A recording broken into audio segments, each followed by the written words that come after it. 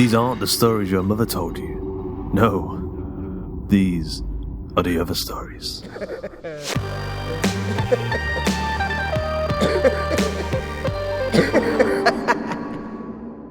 Today's episode of The Other Stories is All the Devils, written by Michael Teasdale and narrated by Erica Ventura.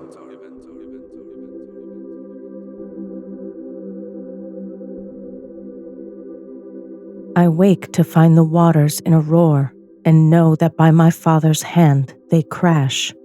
The reverie I have to take his staff and sink the sea within the earth is o'er. And so I weep, the salt tears fall once more. This dream will die and dark will be the storm. He asked me once if I remembered all, a time before we came unto this hell. A taunt, a sneer across his lips. Amid his lies he could not help but sprinkle truths. The twisted barbs that cut my flesh and kept me bound. His sorcery, a curse upon us all. And rather like a dream it came, the image of a ship, a craft of steel, that voyaged not through waters cold and fierce, but clipped the stars on silver wings. His voice was violence then. But how is it that this can live within thy mind? And then strange words did tumble forth. Computer was the first, a bold command, and on his face I saw the first mistruth in 10 long years of secrecy and doubt. Ariel, he cried, and after that the darkness fell, and when I woke, the day was new, and all was lost. I walk the sands and know, despite the storm, despite the boiling fury of the sea, that I am safe among the darkened cove, and knowing this, I call the name in quiet now, and wait. And lo, I feel the air electrify, as if some magic charge has swept the cove.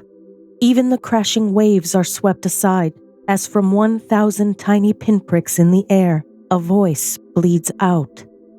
All hail Miranda! Princess, hail! I come to answer thy best pleasure, to thy strong bidding task, dear Ariel. Who bade thee to create this storm? I ask. Thy father, Prospero, the nymph replies. What is this place? I probe, and o'er the dreadful thunderclaps, the spirit's voice doth change, a hard metallic steel replacing whimsy. Request denied, it spits, as lightning splits the sky. Clearance level unauthorized. I dare not poke the spirit any more, and thus relent to gaze out at the sea, where Neptune trembles as his dread trident shakes. And back into my inner self I delve, lost truths resurface like the flotsam of a wreck, a ship not made of wood but finest steel. The stars themselves are queer terminus. It comes at night, a scratching at the door, a formless shape, ill-human, glimpsed in daylight hours as shadows wraith. My father's slave, a creature of despair, born of a witch, the monster, Caliban. Wake up! Wake up! It slurs through broken teeth. Its lizard's tongue deceives and proffers shame. Thou art in danger, sweet princess! It snarls. Its fists do crash against the frame. Let me in! Let me in! The creature slurs and spits, vile curses muttered through foul breath. In truth, my father warned me of its lust, its foul intentions to defile and through me fill this isle with creatures vile, a brood of Calibans. Sweet Ariel, I cry, come to my aid! And once again the air doth crack and spark, and lo, above the monster's din, a second voice illuminates the dark. All hail Miranda, princess hail! What ails thee in thy dreaming? The door! The door! I cry. The monster at my door! It seeks to violate this space, to trespass here and take me as its mate. Forsooth, I beg thee, help to save me from this fate. And once again, the voice doth change, and something more metallic filters through. Request confirmed, it spits. Warning, discharge will reduce stasis field. Do you wish to proceed? The words are odd, the cadence brutish to mine ear, the voice a dark reflection of a dream, and yet the pounding on my chamber door doth not relent, and soon the frightful fiend will have his way, and thus, the unfamiliar word, I scream. Proceed! I feel the surge, as if 1,000 fireflies dance and die within the dark, and from my chamber door the monster falls. Its scorched flesh begets a scream, cursing my name. Miranda! Why? I try to save thee. Thou must fight. It spits through blood that slakes its frog-like lips, and thus, retreating, begs me in defeat to search my dreams for answers to the riddle of this night. In sleep, I wander halls of steel, tight corridors of cold metallic gray, with lights that dance like fae from panels bright. An endless night through yonder window breaks, the stars, our merry consort. In dreams, I reach the door, its letters queer, they dance and meld and mischief marks their mold. And yet, somehow, my mind interprets words, a sign dictates the room beyond foretold. Captain's Quarters, SS Sycorax. I wake unto the sound of gulls, freewheeling in the sky above the cove. The storm has passed. The raging, boiling clash of waves has calmed, and now, at last, the morning's brightness is resolved. I dress and wander to its sands to find the wreck, a ghastly sight. Dead men lay scattered here and yon. The lapping waves molest them in their blight.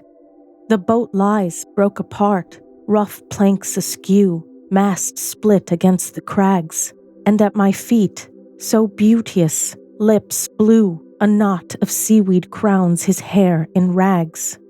A thought, a name, sings to me from the air, sweet Ferdinand. Alone, it seems, I stand among this charnel cove, as gulls swoop down to pluck the eyes from those who sought to be betrothed. And now the rage that roiled the sea doth rise within myself, and off I set across the sand to my dear father's barbican, its blackened bricks a funeral pyre that I shall light before this day is through. Beware, princess, while you do snoring lie. Open-eye conspiracy his time doth take. If of life you keep a care, dear heart, awake, awake. It is the monster's voice, cruel Caliban from shadows dark. Begone, foul fiend, I cry. Its gimlet eyes shine out like sparks. Again, the lies through froggish lips arise. Alas, princess, 'tis Prosper who doth keep thee bound and suitors vexed. 'Tis truth that I was birthed by Sycorax, but not a witch as he would tell. Forsooth, I beg thee, ask sweet Ariel. I pause, and memory jolts like Neptune's blast.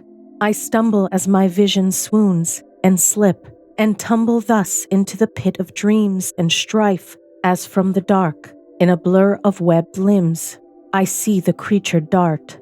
I draw my knife, and lo, once more I find myself alone in corridors of steel. The captain's door lies open now, and there, upon a darkened throne, I spy the man whose governance shall seek to guide us home through endless night. And yet, all is not right. Upon his brow there rests the queerest helm. It shudders sight, concealing my approach. His mind is lost, askew in other realms. His hands lie still, thin tubes feed in. They prick the skin, and through them something glows. I draw my eyes away, and to the ragged beard, the yellowed teeth, the lips that yonder did chastise. What sorcery is this that Sycorax has cast this captain as a twin, my father's double, swathed in lies. Ariel, I call. No answer from his nymph. And so, my mind leans to that second word, the one my father used when fear and wrath did overtake his nerve. Computer? The air doth crack, and from some long-forgotten space, the metal voice calls back in sweet nymph's place. May I assist you, Lieutenant? A strange address, and yet some truths do penetrate. Who is this man? I ask. This cursed helm, what is his fate?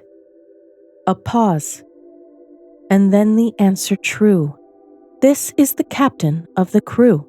The helmet links him to the game. He is presently interfaced in simulation, as are you. Then to his desk my gaze doth drop. A cryptic tome lies there anew.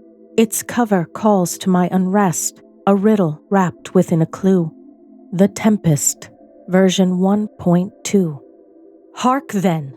A deafening siren sounds. The silver voice with urgency doth spew strange words into the air as panels flash and sparks abound. Alert! Alert! Galactic storm! All crew to stations! Cries the voice. No dulcet Ariel to help me hear. In truth, I have no choice. I turn and, in the harsh red glow, confront the echo of my fear. Barring the door, the monster stands with blackened flesh and webbed limbs. Its countenance, more snake than man, bounds to me like a beast of prey. Wake up! It snarls, and I obey. I wake and find what's done is done, as if in dream some spirit gripped my soul, and with it issued strange commands to take the dagger in my hand, the one I had concealed for plans of slaughter, should the fates demand I end the wretched Caliban.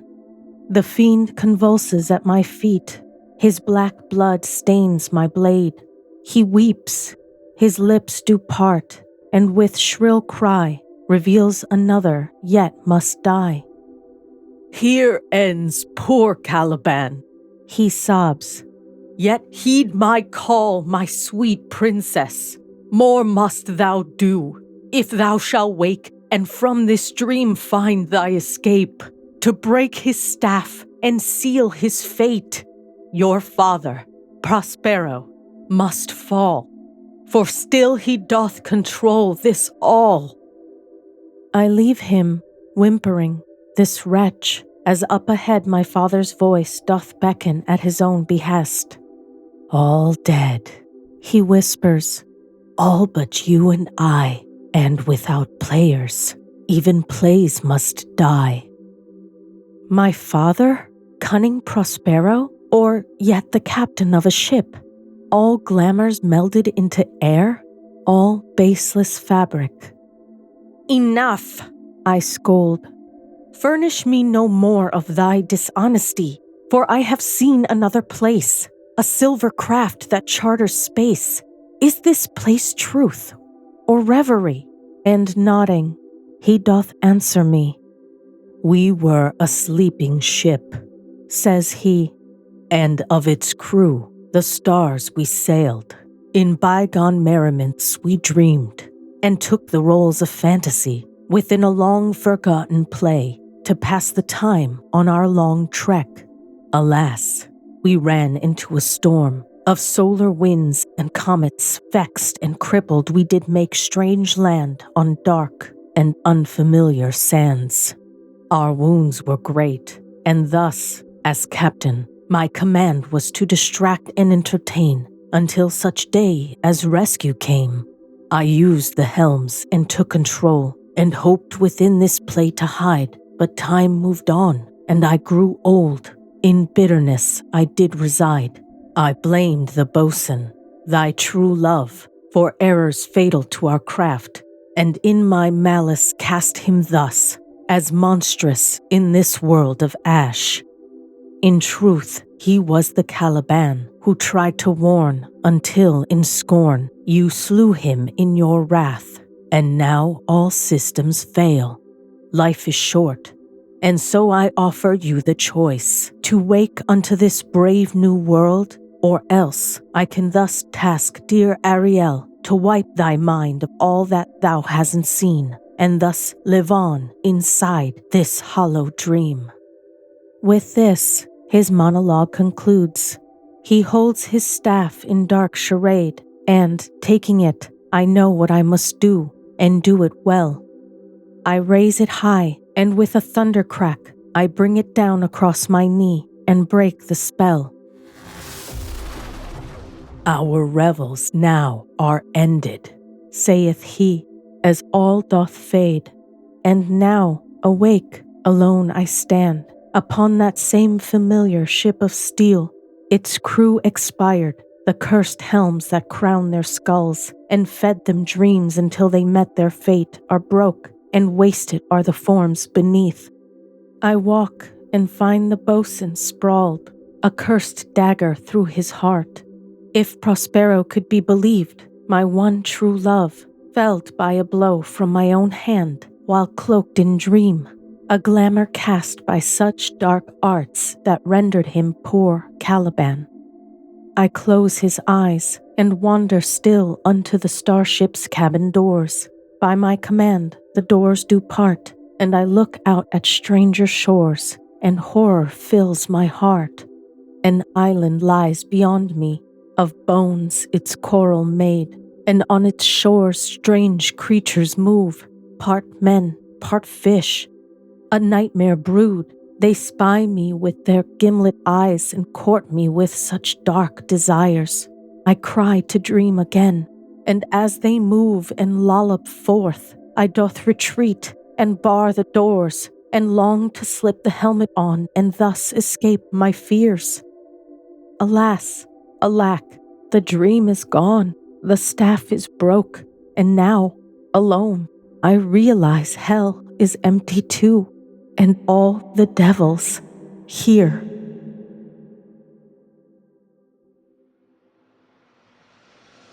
I hope you enjoyed today's episode of The Other Stories. All the Devils was written by Michael Teasdale, narrated by Erica Ventura, produced by Georgia Triantafilipulu, with music by Kirk Osamayo and Tom Robson, and sound effects provided by Soundly.com. The episode illustration was provided by Luke Spooner of Carry On House. Joshua Boucher is our story programmer, and along with Jasmine Arch and the eyeless ones, Pastrano and Cody Czarzasty, they help to manage our community. And a big thanks to Ben Arrington for the ongoing explosion of content he fires out of his social media cannon. Michael Teasdale is a writer of strange fiction living in Bihor County, Romania. His stories have appeared for Luna Press Publishing, Air and Nothingness Press, Teich Books, World Weaver Press, and Shoreline of Infinity, among others. He can be found on social media at Michael Teasdale Writer. Erica Ventura is an artist, mother, bilingual narrator, and a husbandry technician. How does she manage it all? No idea, but her artwork can be seen on Instagram at EFVENTU, or you can visit her artist page at facebook.com/bioartsy.